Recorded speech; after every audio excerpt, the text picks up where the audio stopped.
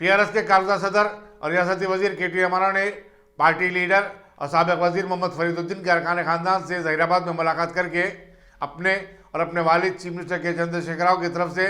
ताज़ियत का इजहार किया। उन्होंने बताया कि चीफ मिनिस्टर ने फरीदुद्दीन की खिदमत का एतराफ़ करते हुए चीफ सेक्रेटरी सोमेश कुमार को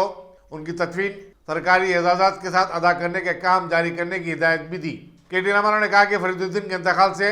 जो पार्टी के एक मियाद के लिए MLC भी रहे, TRS एक मुखलिस अवामी रहनुमा से महरूम हो गई है। इस मौके पर उनके हमरा वज़ीर दाखिला महमूद अली, फारूक हुसैन MLC, वक्फ बोर्ड के सदरनशीन मोहम्मद सलीम और कई अखिलती कायदीन भी थे। మాజీ మంత్రివర్యులు జహీరాబాద్ అదేవిధంగా పూర్వ మెదక్ జిల్లాలో అందరికీ సుపరిచితులు, ఆప్తులు, అజాత శత్రువు, సౌమ్యుడు,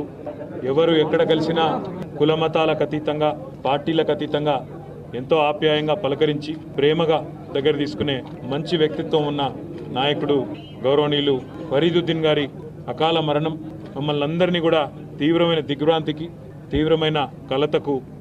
లోన్ చేసింది। ఈ వార్త విన్న తర్వాత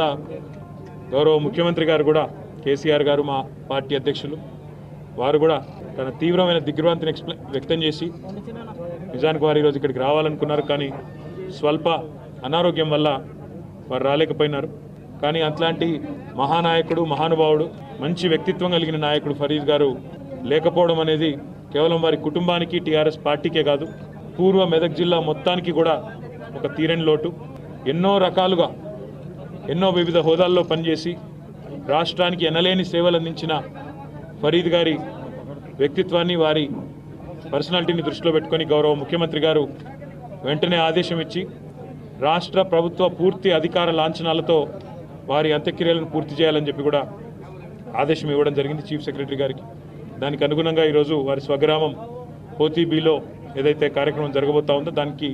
ప్రభుత్వం తరఫున గౌరవ మంత్రివర్యులు మహమూద్ అలీ గారు, నేను, అదే రకంగా గౌరవ పార్లమెంట్ సభ్యులు,